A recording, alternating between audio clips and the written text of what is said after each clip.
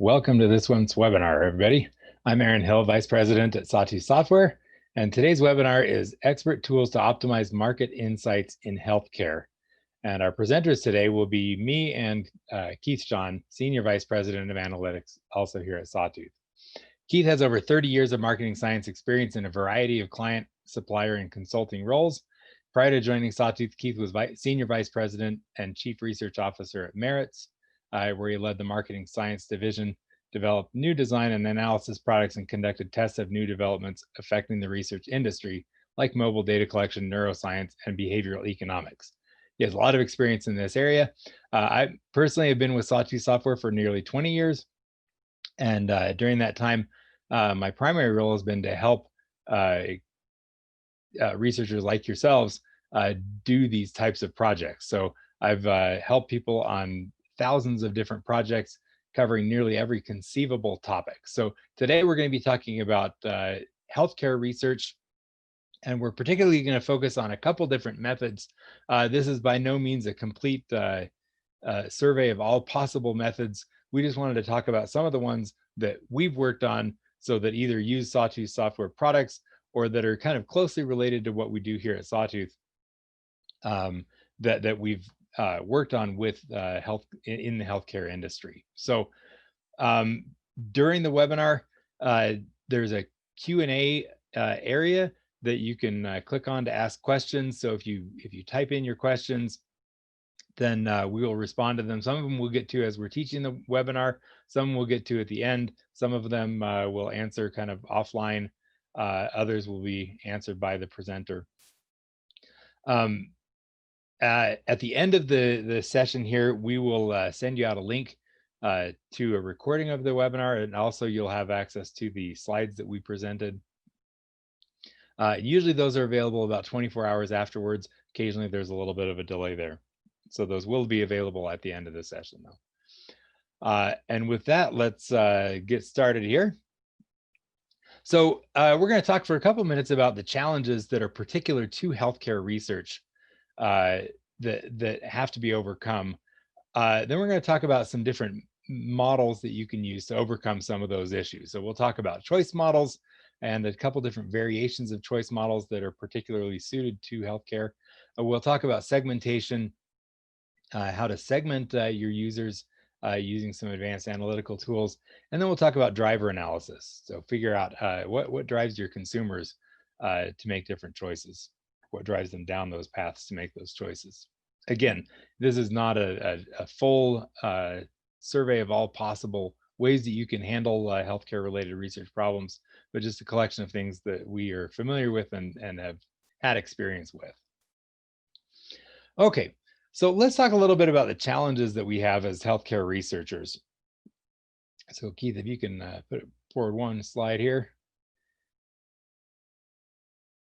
So, oh, I'm sorry, go back one, sorry.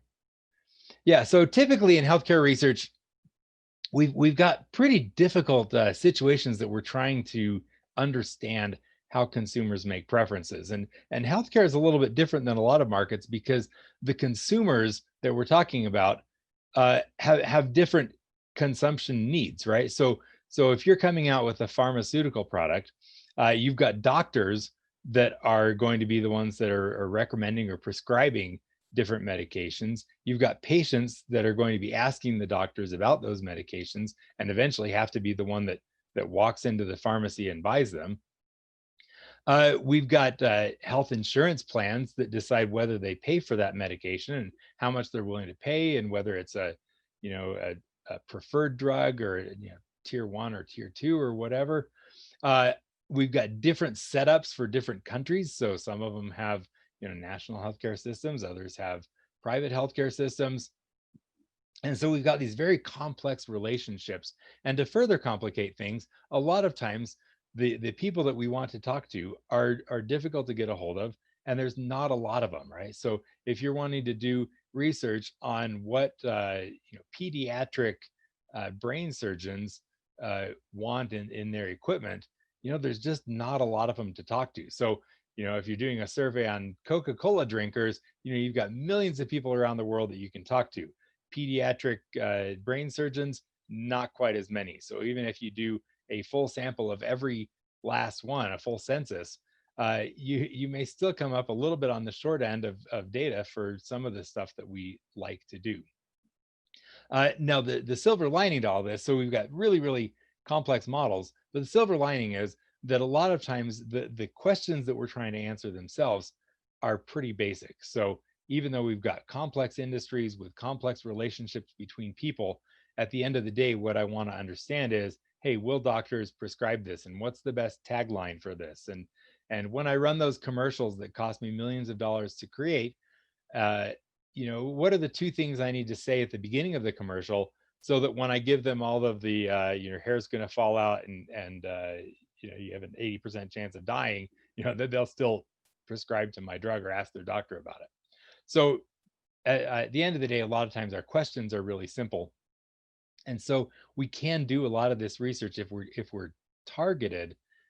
We can do a lot of this research with fairly complex models, but simplify it to that specific question. So again, we've got limited samples to work with. All of the methods that we're going to discuss today are methods that we've used with fairly small sample sizes. So we're typically in other research, we might have, you know, hundreds of respondents. All of these are methods that we've done with, you know, respondent bases of, you know, 120 respondents or 150 respondents, because that's what's available to us. We've also done stress tests over the years. So one of the nice things about working with Sawtooth software is that we've seen all sorts of different projects. And so Keith and I and the people that we work with have seen literally thousands of different types of projects. And we've seen what's worked over the years and what hasn't worked and where people get into trouble. And so we've stress tested these methods to find out just how good they can be and how bad they can be and where you run into trouble. So there's a lot of papers up on our website. If you go up to sawtoothsoftware.com, there's a really good technical papers library where we have a lot of papers on a lot of different topics, and some of those address, you know, what do you do with small sample sizes? How do you overcome that? So feel free to get up there and browse around. Okay, let's move on to the next one. So the first section of things that we're going to talk about are choice experiments. So these are experiments where we're trying to figure out how do people make decisions, right? When people choose, you know, how do they choose between product A and product B? Or, you know, if we're developing new taglines for a pharmaceutical, you know, what do people prefer? What do they want to hear from us? What's going to comfort them into believing that our drug will work for them? So the first ones that we want to talk about are kind of the simplest ones. We're going to talk about best worst scaling. And best worst scaling, there's two methods that we're going to talk about. One's just MaxDiff, and the second one's called best worst case 2. Then we'll move on to more complex choice-based conjoint experiments where people are choosing between different product profiles. They can either choose between them or they can allocate points. So you can get a little bit more sophisticated and say, hey, of your next 10 patients, how many would you prescribe these drugs? You can also expand these even further and do situational choice experiments. So we can vary the situation that we're talking about and see how people respond to those. And then finally, we're going to talk about some combined hybrid CBC situational choice experiments. So these things can get fairly complex. So one of the nice things is that these tools are scalable, they're changeable, modifiable, morphable. So a lot of times, you know, we can change these to fit the specific research situation that we find ourselves in. So let's again start talking about the simplest one, and then we'll get a little bit more complex. So the simplest type of experiment that we typically get involved in here at Sawtooth Software is something called a MaxDiff experiment, or a best worst experiment. And with MaxDiff experiments, what we're looking for is the maximum difference between objects. Okay, so this is useful in situations where maybe sometimes we would use like a rating scale or a ranking scale. Sometimes this is a replacement for like, you know, 100-point chip allocation type things. Essentially what we do is we take a list of related things and we want to find out which one's the best, or you know, find out how bad the worst ones really are, right? So we're not looking for combinations of things. What we're looking for is what's the one or two best things that we could do to advertise this drug, or or what's the next add-ons that we should be working on here at Sawtooth Software for our software, right? So in the example up on the screen here, this is a research experiment that we might do for like a rheumatoid arthritis drug. And we might be talking to patients and asking them which of these statements makes them most likely to talk to their doctor about the new drug and which makes them least likely to talk to their doctor about the new drug. Now, maybe all of these are great ideas. Maybe some of them are good and some of them are bad. Maybe they're all bad ideas. But the question that we're going to ask them to answer is, what's the best one and what's the worst one? So we can figure out what's the biggest difference between the good item on the screen and the bad item on the screen, or the more preferred and less preferred, if we're technically correct here. Okay, so the statements are: drug Z addresses all your RA symptoms, not just one or two. Drug Z helps you get back on your feet so you can live life again. Drug Z is gentle on your body and doesn't require regular kidney and liver monitoring. Or drug Z helps you heal your body, not just mask the symptoms of RA. Okay, so those are the four options to choose from in this task. And then we'd ask them several tasks, and then we change the items. So these items will occur again for this respondent, but in different sets. So we can see what's the difference between, addressing all your RA symptoms, not just one or two, versus not having to go in for routine monitoring. Which one's going to make them more likely to talk to their doctor? So it's a simple question for people to answer.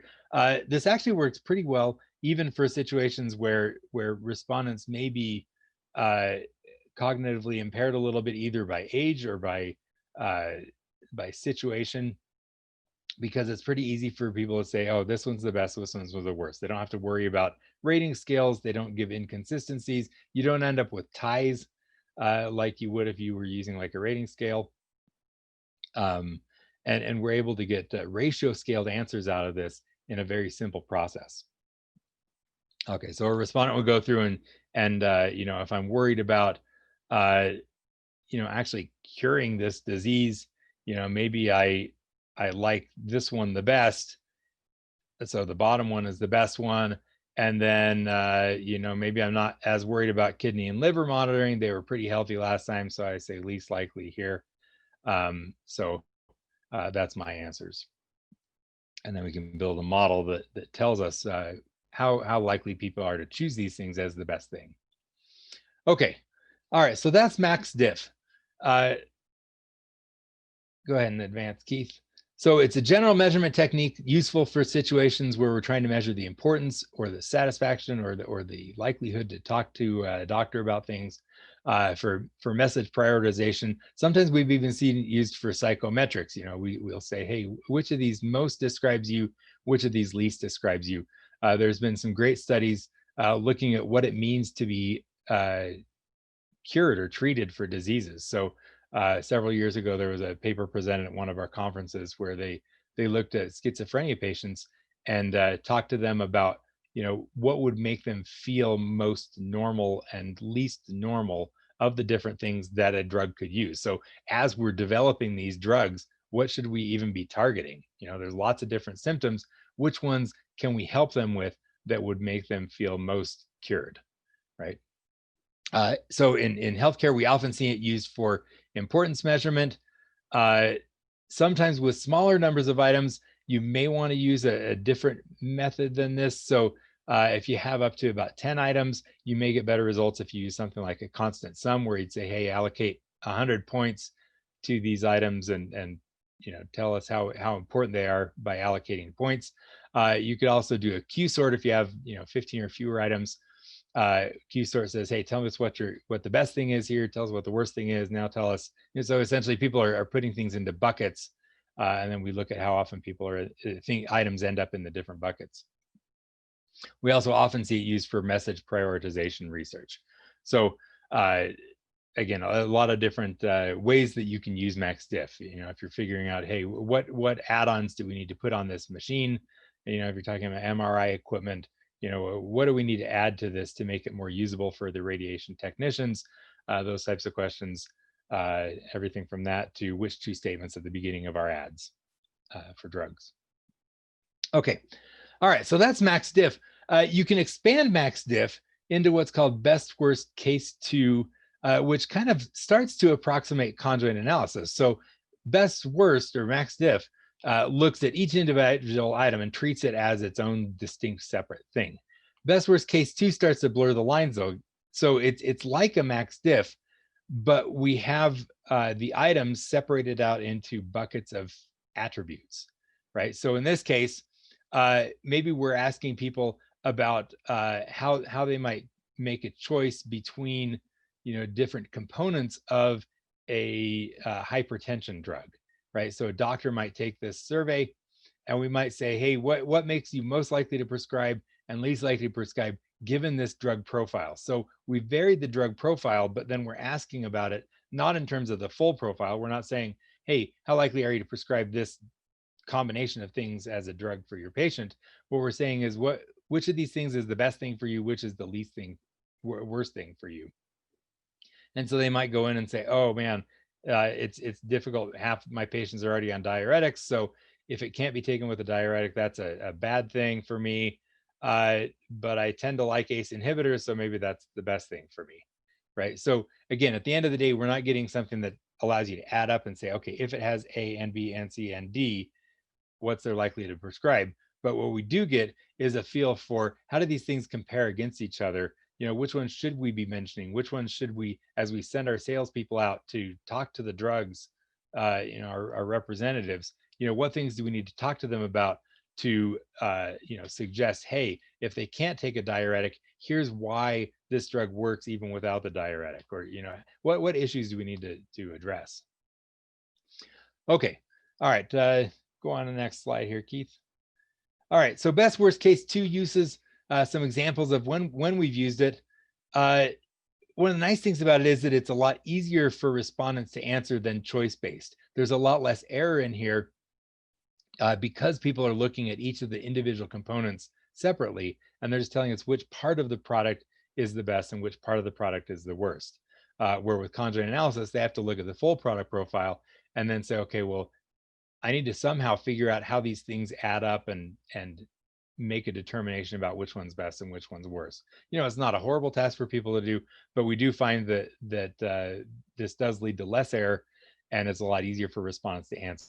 So if you're going back and forth between a choice-based model and a MaxDiff type model, you may want to consider doing a best worst case too, if this is the type of data you need. The other nice thing about it is that it allows us to get scores that are comparable across attributes. So with conjoint analysis, one of the drawbacks is that when we get the scores back, we're going to see how levels of an attribute compare against each other, but we don't know how they compare across attributes.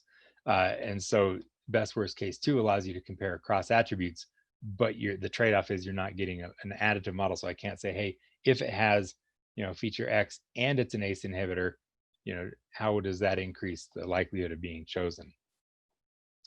So where it's used often we see it often used in patient research where we're looking at difficult questions. So, if you're looking at cancer drugs, for instance, patients sometimes have a difficult time making trade-offs between all of the different negative components of these cancer drugs.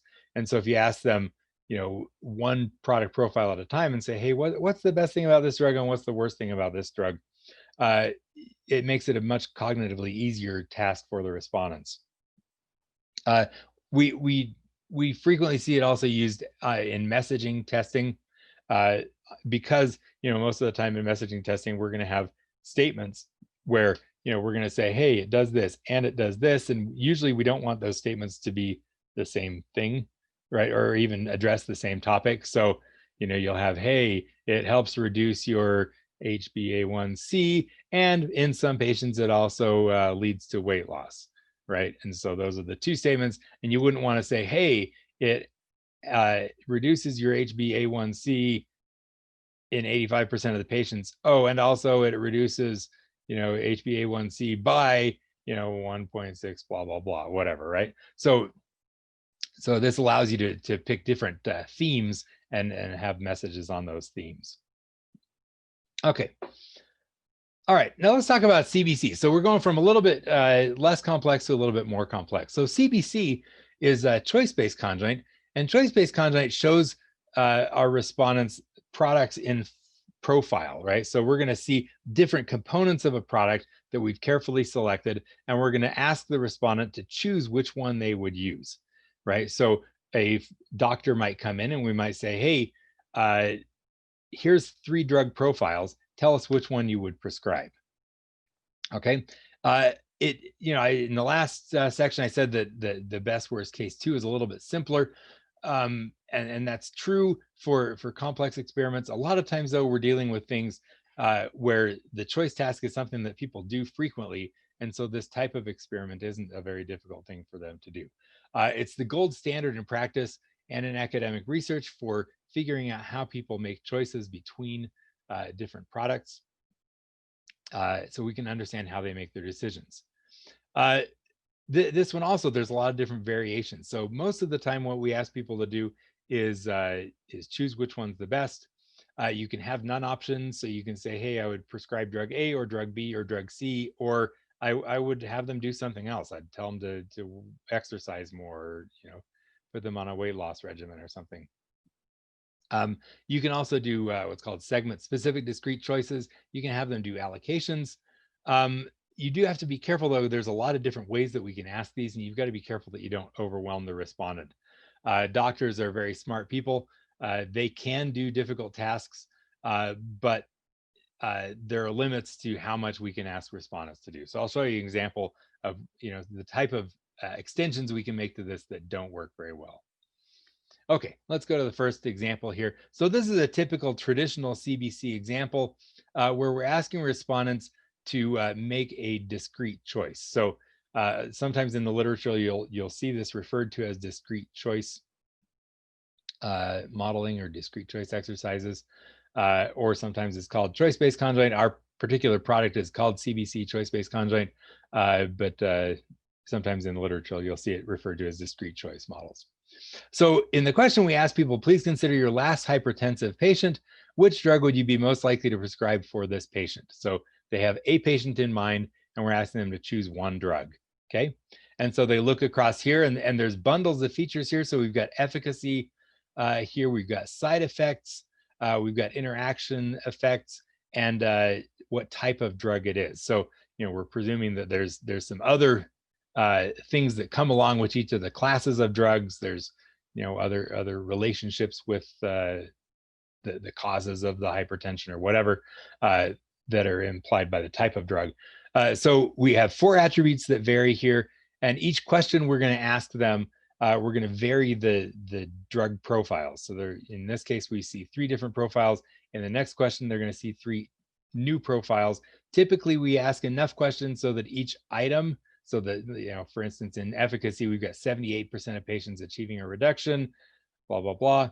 And so we'd want that 78% to occur often enough so that we can get a good estimate of what happens when it's in a product. Do they accept it most of the time? Do they reject it most of the time?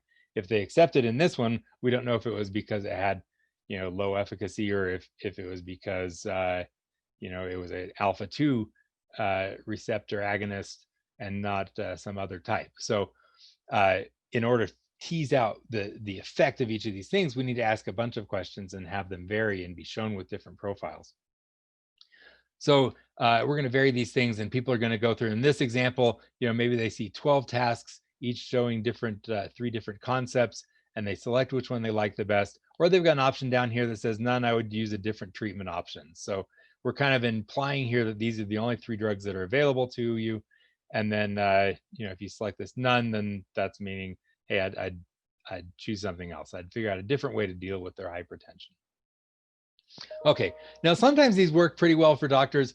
One of the issues that we have is that when people select in these choice tasks, first off, we're only talking about that one patient. So maybe their answer for that one patient is going to be different than what they would do for other types of patients. So maybe the last guy he saw was, the doctor saw was atypical, but 9 times out of 10, I would use the ACE inhibitor, but particular situation, that last patient, we used an alpha receptor just because it was the better one for that particular patient, right? So one of the issues here is that with doctors anyway, if we ask them for a single choice, it may not be representative of what they actually do in practice.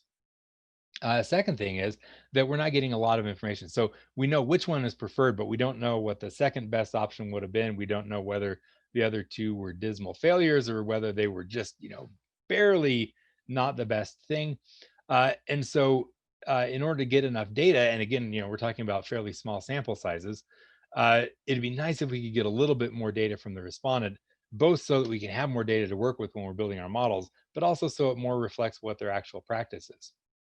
So let's talk about the second way that we can do this. Rather than asking them for a discrete choice, we can ask them for allocations. So we can say, hey, let's look back at your last 10 patients. So pull those charts and look through what their situations were. And now tell me across those 10 patients, how many would you prescribe each of these drugs? So they go through this and they say, okay, well, actually for 5 of those patients, I'd prescribe the alpha-2 receptor. And for one of those patients, he was kind of an odd situation.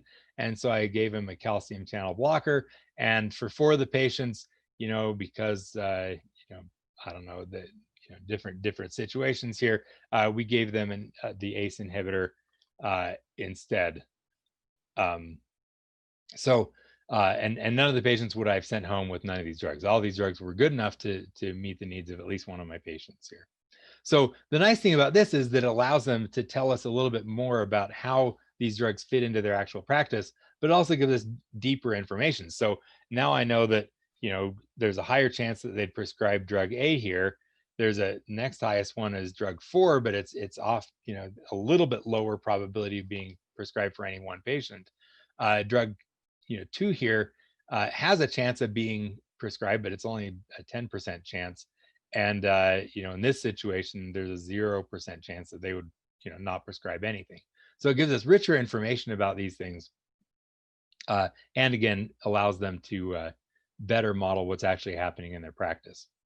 Okay, let's go to the next one. One of the problems with allocation exercises is that we don't know why they prescribed each of the different drugs. So another way that you can tackle this problem is that you can say, okay, well, let's look at different segments of your patient population, and let's ask about each of those independently. So if we know what some of those drivers are for why they would prescribe drug X versus drug Y versus drug Z, then we can actually ask specific questions using the patient profile, and then modeling, okay, this is a typical type of patient that comes in with this problem.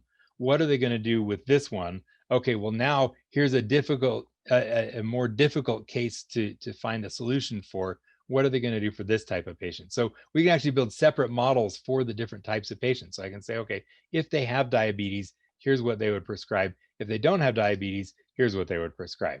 And so I can get a different model. And these sometimes are a little bit more useful because although I'm not getting the allocation data, what I am able to do is say, okay, well, I know that 84% of the patients with this particular condition have this comorbidity. And so I can ask about this and I can say, okay, well, here's model A, where I'm predicting for those 84% of the patients. And then for the remaining 16%, I've got model B that's going to predict that part of the population. And, if I know how many people are 40 to 49-year-old males without diabetes, and how many people are 50 to 64-year-old females with type 2 diabetes, then I can use these separate models to build an overall model that describes how these doctors prescribe across their patients. Okay, and again, this helps me with the sample size issues because I'm getting better information and I'm better able to understand how this market performs. Okay, let's go on to the next slide here. This is the type of situation. So we can expand this by asking chip allocations. We can expand it by asking about different patient profiles. This is where we can kind of take it a little bit too far, where now all of a sudden we've got huge numbers of questions that we're asking them to do, and they're having to sum things up. And this is a little bit of a stretch for, although this gives us more information, it's a little bit of a stretch for asking respondents to fill this out. So, in this case, they've got 6 different patient profiles. They've got different drugs here. We've described some of the drugs. Other drugs, they're going to have to remember what the characteristics were. And so this is an example of where you can expand things, but there is a way to take it too far. Okay. All right, let's talk about situational choice experiments. So one final type of model that we want to talk about is situational choice experiments. Sometimes what we're looking for is situations where it's not the drug so much that's changing, but the patient that's changing. And we want to find out what is it about the patient that drives the use of different drugs, right? So they're different from conjoint experiments because we've got a different setup between the dependent variables and the independent variables. So in a CBC, we model the choice of some number of therapies as a characteristic of the different features of each of those therapies. So you saw up above where we said, hey, we're talking about a hypertension drug, and we're going to vary the characteristics of the different drugs and then see how doctors respond. And then we varied it a little bit by saying, okay, well, now let's look at different patient characteristics. But we said, hey, there's two different types of patients. There's a young male that doesn't have diabetes, and there's an older female that does have diabetes. And those are the only two types of patients we're looking at. And we're going to build two different models for those types of patients. Well, sometimes what we want to know is, hey, we've got drugs out there that are on the market, and we're introducing a new one. But what we really want to understand is, what is it about the patient that would cause them to pick a drug, right? So we're kind of flipping it on its head, and we're saying, rather than what drug would you pick for the patient, we're saying, what patient would you pick for the drug, essentially. And so we're saying, okay, well, here's different therapies that are available, but up above, we're going to say, hey, here's the patient characteristics, and we're going to systematically vary the patient characteristics as well as potentially the drug characteristics to see how those two correspond. So technically it involves a different kind of multinomial logit model, but it happens that behind the scenes we can code these up and use our software to get a long way towards building these types of models. And at the end of the day, you still end up with a Excel-based simulator where you can go in and say, okay, well, here's what my patient looks like. Now tell me how they would respond to the drugs. Now, what can I change about my drug to get doctors to prescribe it more to that type of patient? Okay, so this is useful in situations where you really need to understand more about the patient and a little bit about the drug, but usually this is used in situations where we don't have massive amounts of changes to the drugs. It's fairly simple changes to the drugs, but we're more interested in understanding what how the patient characteristics play into what doctors prescribe. Okay, so here's an example of a situational choice experiment where we've got a choice experiment here. So maybe here's the different hypertension drugs that I showed you before. But in this case, I've got another part of this experimental design up here. So up at the top of the screen, I've got that this is a male, 40 to 49 years old, not diabetic, but they have a family history of coronary artery disease. So which drug would you be most likely to prescribe for this patient? So I've got drugs down here that are changing, but I'm also going to be changing this. So the next question is going to ask about different drugs, but also it might be a female that's 60 to 69 years old, and they have type 2 diabetes, but no family history of heart disease, right? So then I can look at not only, which drug in general is this doctor going to prescribe, but how their choice of drugs, does he pick an alpha-2 receptor more often if it's a male than if it's a female? So I can look at the relationships between, the patient characteristics and the drug characteristics. Okay. Okay. All right. So in our healthcare applications, we often can kind of take pieces of these things to create application-specific experiences. So some of these things have names, and we've talked about them here in this workshop. But often we'll find that given a different situation, we may have to take a piece of one type of method and a piece of another type of method and bridge those together and combine features of CBC experiments with features of situational choice experiments. So maybe I just have one thing that I change. So maybe I ask half the questions in cases of emergencies and half the questions in cases of non-emergencies, et cetera. I can ask chip allocations. I can have multiple fixed products on my shelf. So a lot of times we're looking at situations where, you know, there's 5 alternatives that are already out there in the marketplace, and we're introducing a 6th one, and it doesn't make reasonable to change the features of the 5 that are already on the market, because, you know, they've been around for 20 years. Doctors are intimately familiar with what the side effects are and you know, how the drug performs. And so we'll have situations where we'll have 5 fixed alternatives and a 6th one where we're varying the drug. And then we ask about different patient types, and sometimes we can have them allocate and sometimes not. So the great thing is there's a lot of flexibility, a lot of variation that we can add in to solve the particular needs of that market. Okay. And with that, I think it's time to turn it over to Keith to talk about cross-sectional choice models. Thank you, Aaron. Thanks for covering choice experiments. So, as Aaron mentioned, you know, we do a lot of these kinds of things, and we've seen thousands and thousands of them.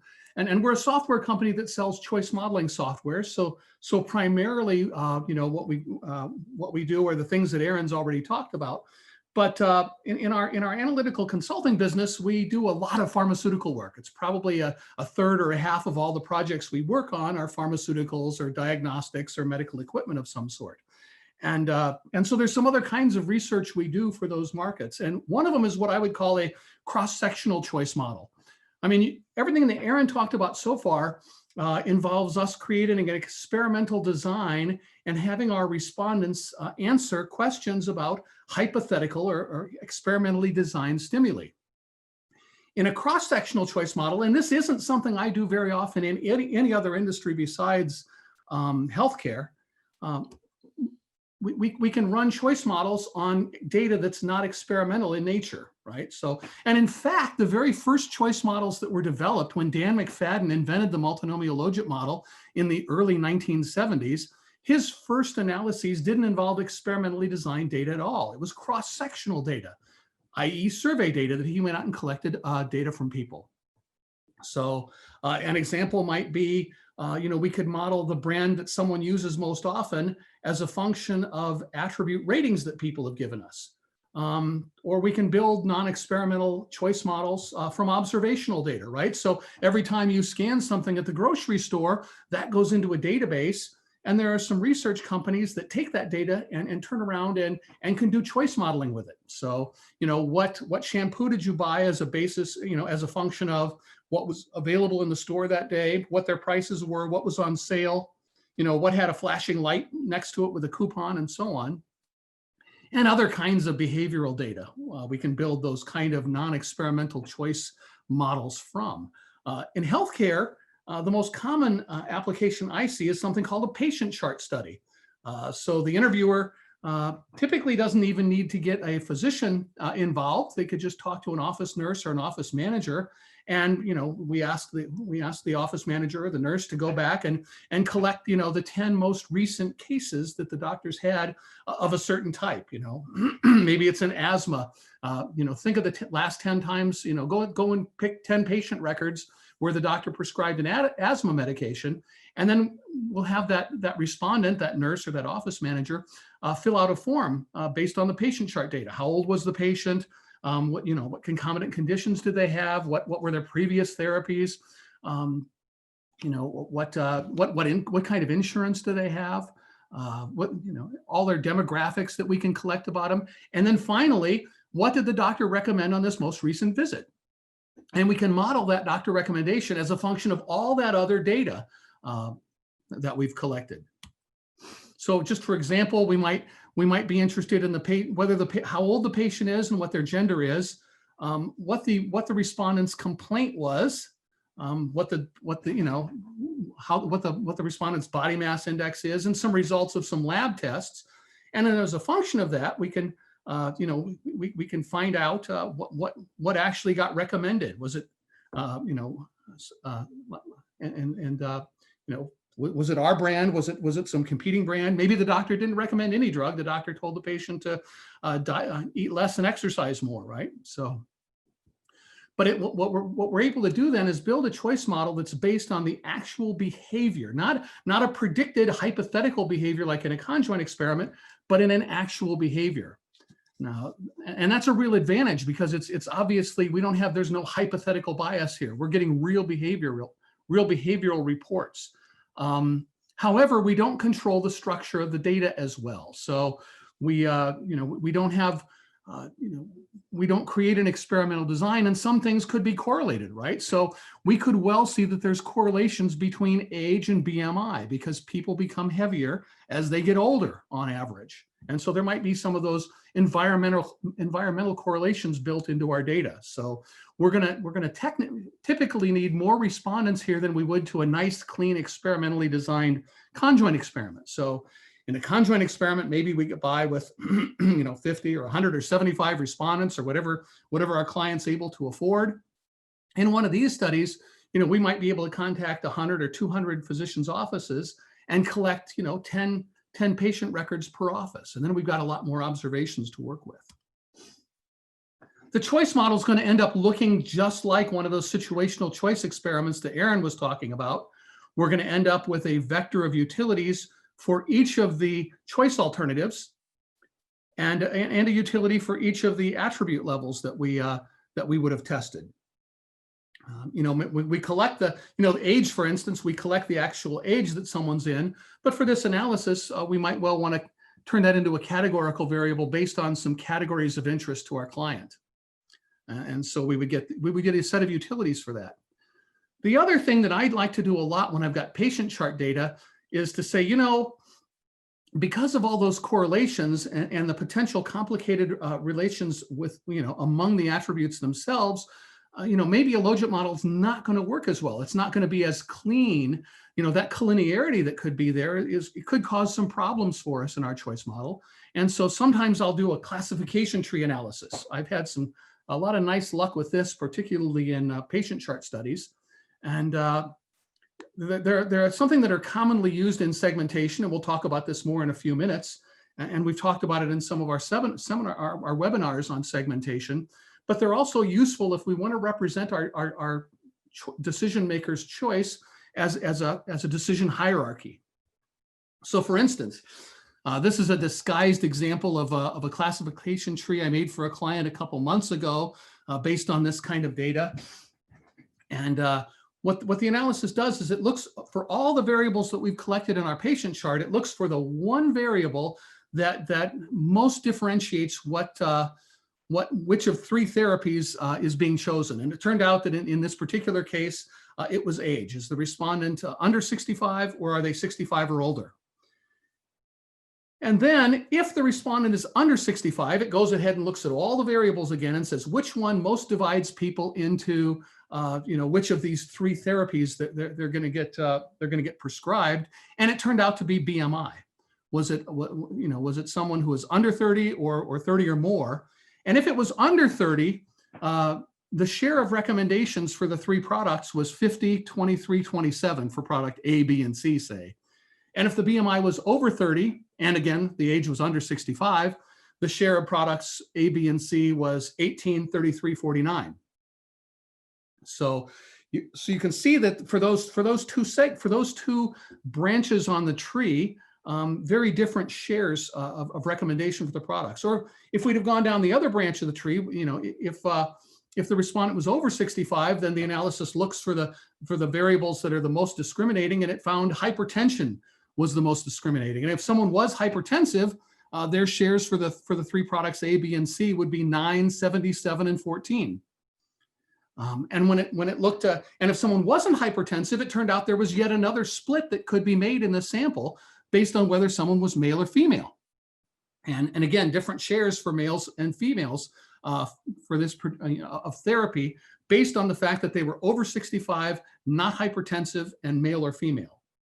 So anyway, this kind of analysis sometimes really works very nicely with our cross-sectional choice experiment data.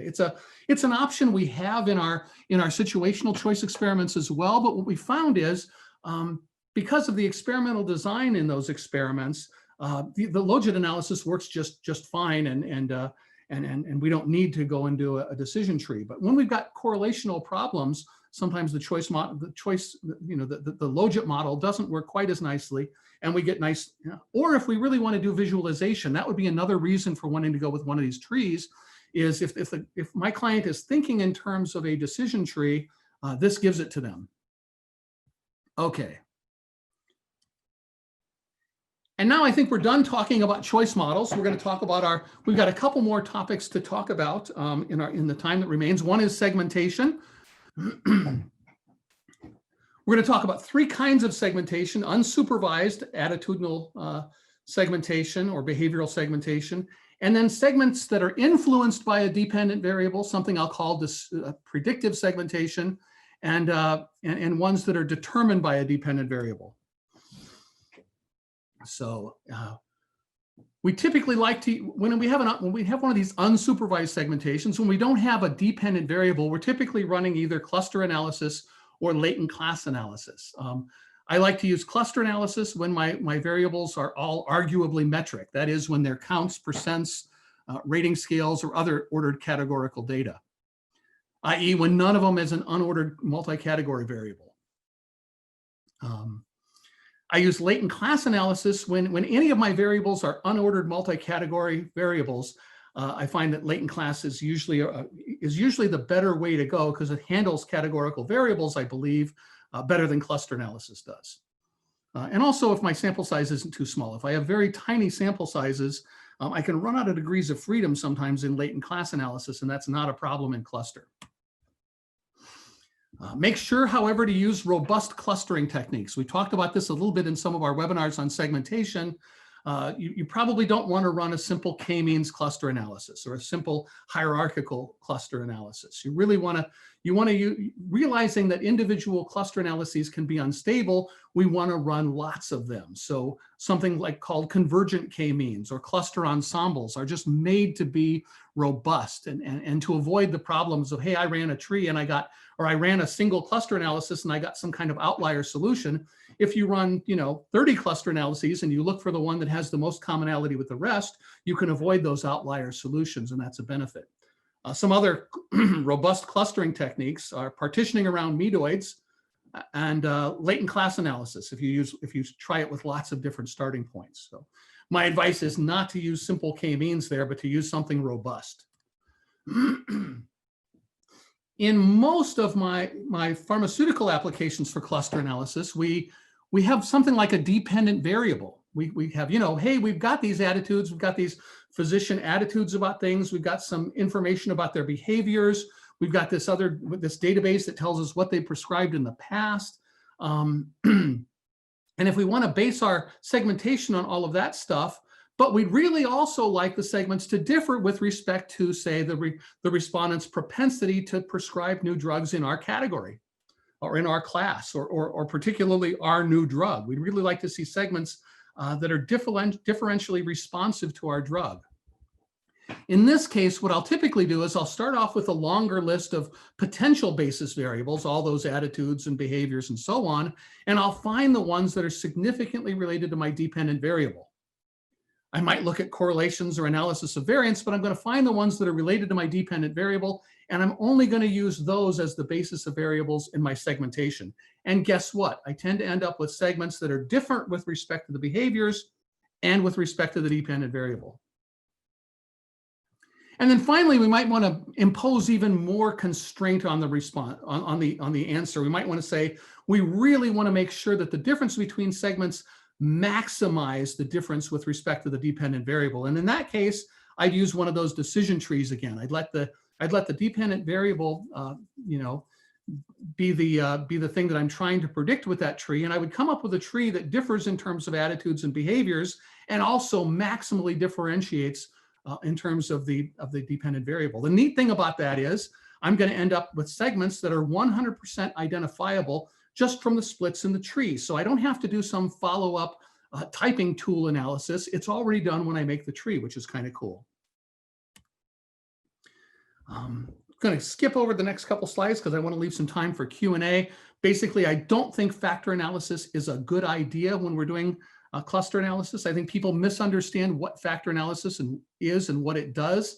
So be careful. If you think you're being smart and using factor analysis as a way to cut down your number of variables, you're very often shooting yourself in the foot. It's not what factor analysis is for, and it's not something it does well. And we can go into details some other day, but be careful about that. The last topic is driver analysis, but since we just did a webinar where we went in very great depth about driver analysis, that's all I'm going to say about that one today. See our August 2020 webinar. Bottom line is that classic methods like regression and correlation are badly flawed. Fortunately, we have much better methods to use today, and they work really well. Okay, we wanted to add just a slide here about how to work with us. Of course, we're a software company. We create software so that you can create, field, analyze, and report your own projects. We've got software that does conjoint, MaxDiff, latent class clustering, and so on. And you can get in contact with the folks at sales@sawtoothsoftware.com. Or you can work directly with folks like Aaron and me. We have a little analytical consulting group. I see it's little by design. We don't want to, we're primarily a software company, but we like getting our hands dirty and doing projects as well from time to time. And if you're interested in that, get a hold of us at analytics@sawtoothsoftware.com, and you'll probably get a response back from Aaron or from me.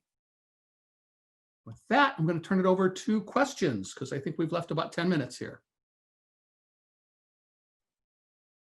All right, great. Thanks, Keith. Okay. We've got a couple questions up here.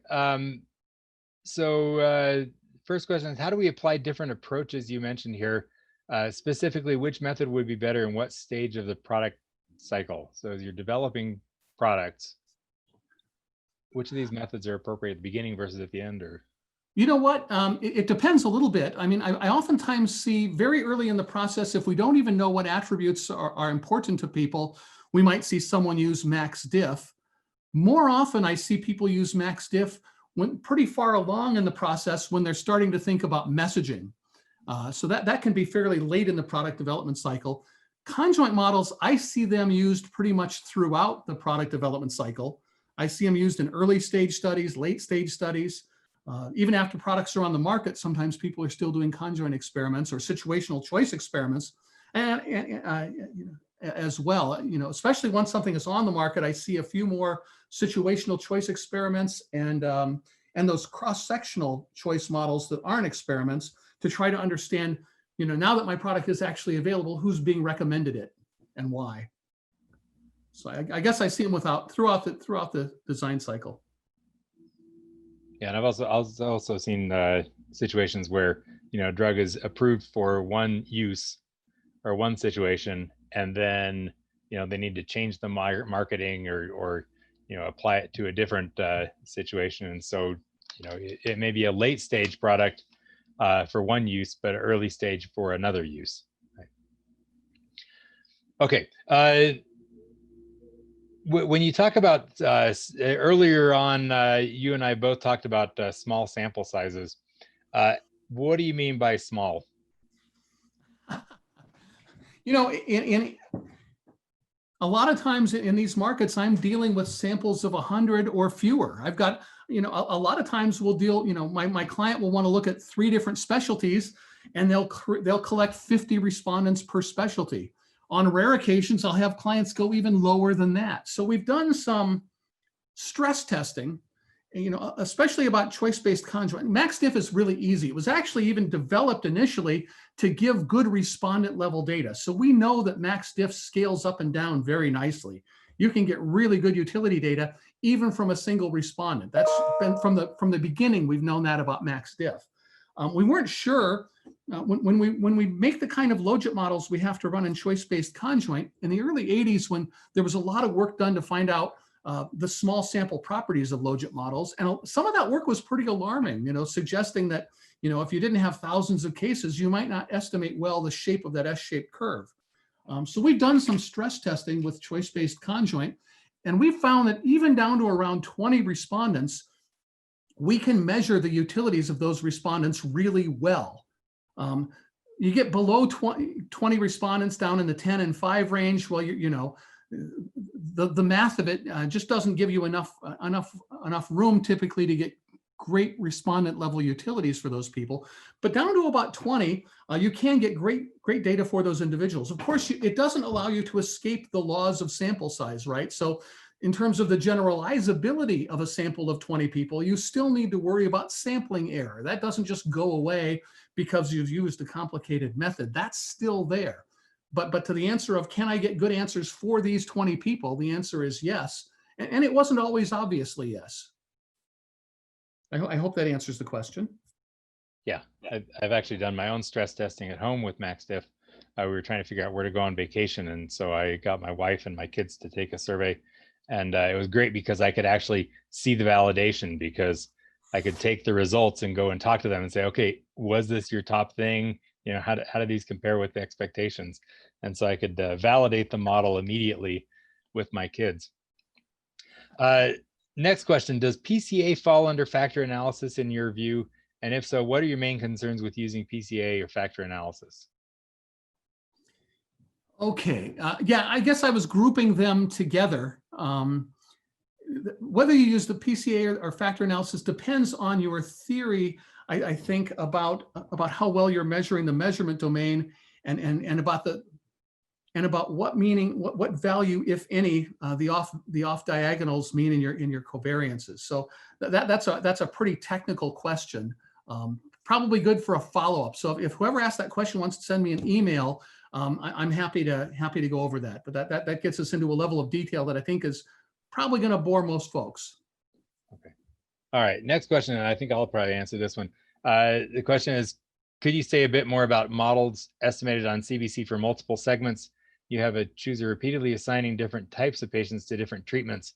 Yeah, so essentially with that type of model, typically what we'll do is we'll ask for specific patient types, right? So we'll say, you know, diabetic patient, non-diabetic, or what do you prescribe for your male patients versus female, or you know, so we have specific buckets that we put people in, and then we have the doctor pick one per bucket. And then at the end of the day, we do model those as separate models, right? So we wouldn't be trying to unify that model in any way. We're going to say, hey, what's the model for the what they'd prescribe to males? What's the model for what they'd prescribe to females?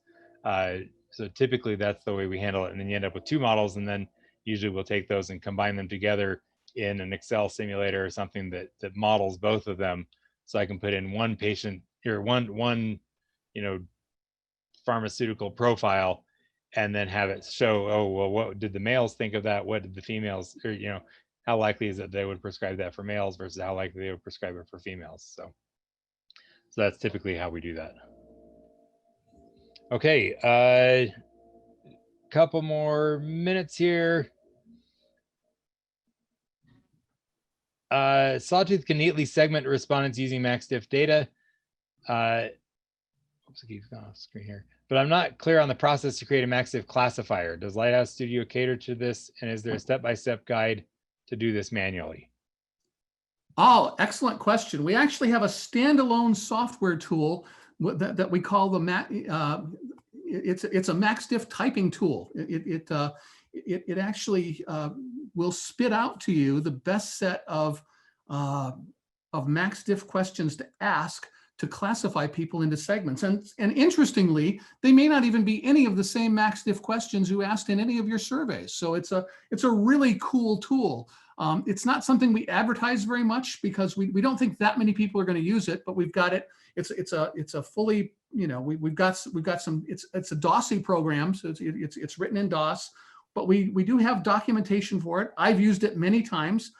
It's a little bit difficult the first time you use it, but once you get used to it, it goes pretty quickly. And I can give you details about that one. That's not one we sell quite the way we sell the other software on our site, but it is available. So if you send me an email, I'll get you in touch with the right people and you can get your hands on that. But it's not built into the Lighthouse Studio, no.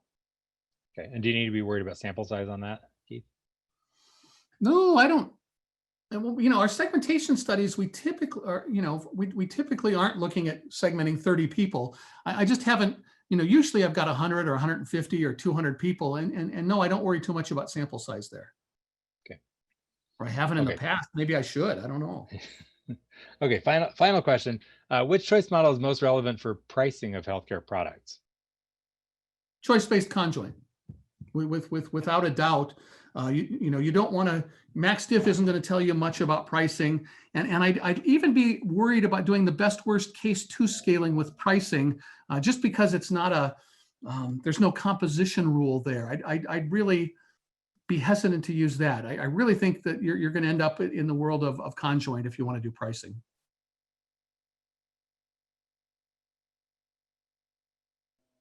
Excellent. Well, I've got my lawn care people outside actively weed eating. So a good signal that it's time to close this up. So thank you all for attending. We'll stay on for a second. If you can, Nate, if you can leave this open for a couple seconds, there's just another couple questions here that I'm going to answer really quick, and then we'll close it up. But thank you all for attending. Again, like we said before, this will be available for you for download, both the presentation and the slides that went with it, usually within the next 24 hours. Occasionally we've had hiccups that made it a little bit longer than that. The next webinar will be January of next year. We don't have a date or a subject